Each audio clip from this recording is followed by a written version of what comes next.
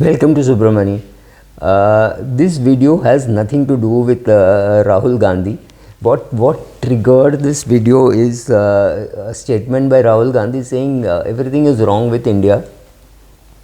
The world has problems, India has problems, China does not have a problem, or things like that. And then I went back to, I think, John Stuart Mill, who said, I don't know why, but more people are likely to be talking about pessimism, and he wrote this 150 years ago, much before social media was there.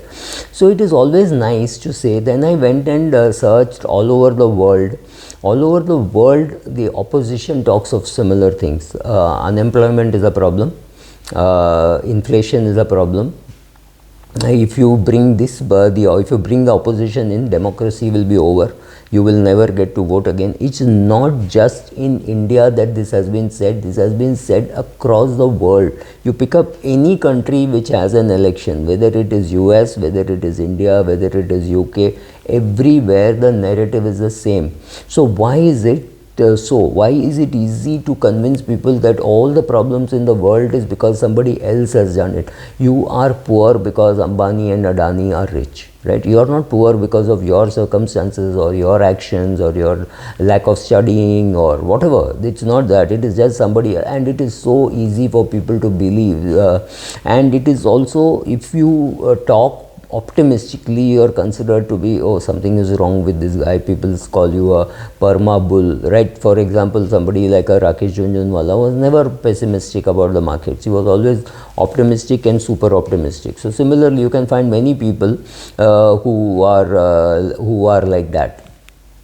But it is far more sexy to be a pessimist and talk pessimistically. Now, even if you take all your friends, right? I'm just a blanket, all your friends, all your cousins, etc. Over 40-50 years that you may have observed them, depending on your age. If you're 25, you may have observed them only over 15 years. So till 10 you don't observe all this.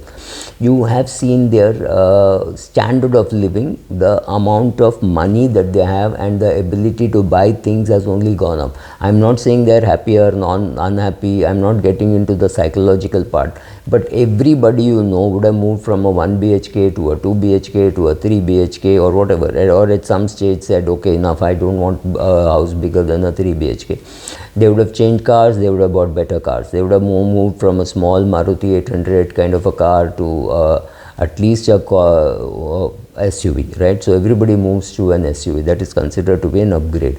What it is for the environment, we will not talk, but yeah, that is considered to be an upgrade. But people still talk pessimistically. That is also because money gets built over very long periods of time, right? I was just seeing some portfolio over 16 years. A 6 crore portfolio has become close to a 23-24 crore. I think it's a 16-17 year portfolio, 2008 to 2024.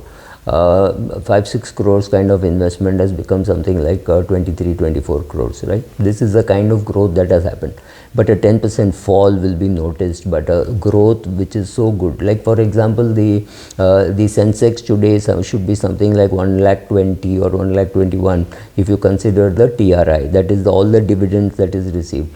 If in 1979 it was 100 and today it is 1,20,000, just for calculation purposes, which means it has grown 1,200 times, right? Which is a huge percentage for growth. But it is easy for me to do an episode and say market is going to fall 25% tomorrow, what should you do? That will get more hits than what this video will get, right? So that is how we are and that is how we react, right? So I'll just read out from a quote by Morgan Housel, and he has quoted Matt Ridley in his book, and he says, if you say that the world has been getting better, you may get away with being called naive and insensitive.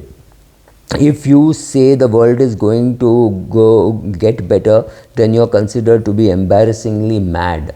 right? But if on the other hand you say catastrophe is imminent, and then you can expect any award, including the Nobel Peace Prize. It is so true, because it's easy for me to do videos saying market is about to crash and I'll get more hits than a video saying over 20 years 12% compounding can do this to your money. People are not interested in what is right and what is logical. They want an injection of fear. They want that. It's like being addicted. So they go to YouTube, watch some video like that, and YouTube keeps on feeding you such shit, and suddenly you are convinced that the world is in a recession, right? So when Rahul Gandhi talks, it is not that Rahul Gandhi is the only politician talking like that. Every politician in every country, when he is in opposition, he says the world is headed for a recession, there is bad things which are going to happen, this country is just not prepared for it. How can only 3 people benefit and the others go other part of the population, 150 million, what happens to them, right? These are very, very easy, good emotional appeals, but doesn't mean anything. Just look around you. Everybody's standard of living has only gone up, inflation is down, so all those indicators are that the market is in not so bad a shape, right? Optimism seems, when you're optimistic and you say, then need to say, see, Subra is very optimistic, which means obviously he is not seeing the risk. Yes, of course there is risk, but does that mean that because there is risk you should not be optimistic? Is there any rule that you should not be optimistic? No, but for a person who wants to become the PM, he has to say this PM is underperforming, he's made this mistake, you are being hurt, inflation is hurting you, taxation is too high, unemployment is a big problem. So when you hear all this, you are convinced that something is wrong with you, and you will start thinking as to whom to vote for the next time around, right?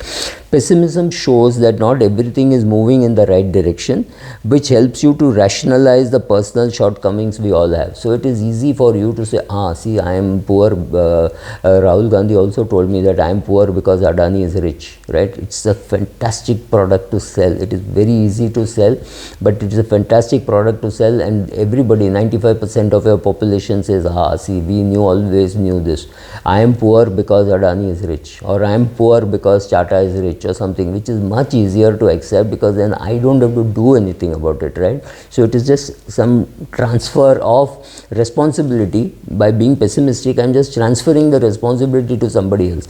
Oh yes sir, I think you have BP and sugar, you're 48. It happens at 48, happens to everybody. There's so much stress these days, so much pollution, right? Just tell him much simpler things. It is easy to be pessimistic and say all these things because you don't want to be blunt and say, look, if you are 42 years of age and this is the situation in which you find yourself, you need to get off your ass and work out and improve your health. That is the truth, right? But nobody wants to say the truth, because if I start saying the truth, people will not watch the channel. That's the risk of people not wanting to say. Pessimism requires action, whereas optimism means staying the course. So that can't work, right? So people have to hear, then they'll say, see, should I sell Tata Power and buy this company because I hear EV is going to be big, so should I buy this EV? What do they make? Oh, they make some EV components, so should I buy that? Should I sell this? Your core portfolio will still make more money than all the peripheral ideas that you have, right? I mean, I'm not saying you won't make money, but will it be significant? Answer is it won't be significant, because you won't have the guts to put a significant stake in that, right? That's also the reason. Pessimists also can do one thing. They can beautifully extrapolate and say, this is Subra, he's the guy who predicted the 2008 fall, right? And if you see the press articles from 2008 to 2000, maybe 12, 13, 14, you constantly got headlines saying this year will be worse than 2008. We were obsessed with 2008 when the market fell, I think fell 25% in one day, October 87. So market did all those things, right? So then it is easy to take those events, extrapolate and find some correlation. Look, whenever the president of US has a name starting with R, the market is likely to go into a recession or is likely to come out of a recession. You can just pick up anything, any correlation. I mean, any correlation. If a correlation, if any, is just incidental. It is just accidental, incidental, whatever you want to say, right? So it allows a pessimist to extrapolate all this and say, I am telling you that this is going to happen, and then it doesn't happen. So you are waiting, waiting and waiting, and the amount of money lost by not investing and waiting in the sidelines must be much higher than what people thought they are going to save by sitting out of the market because the markets are booming, right? So you have to pick all those calls, but largely it is far more profitable to be pessimistic. I don't know why. So any video saying market is going to fall, market is going to crash, and now the market is going to be in deep trouble, we are not going to be able to do anything else, that is much easier to sell than to say, look, take a responsibility, get up in the morning, go for a walk, eat moderately, do exercises, join the gym, and that is the only way to improve health. Difficult to sell. Thank you.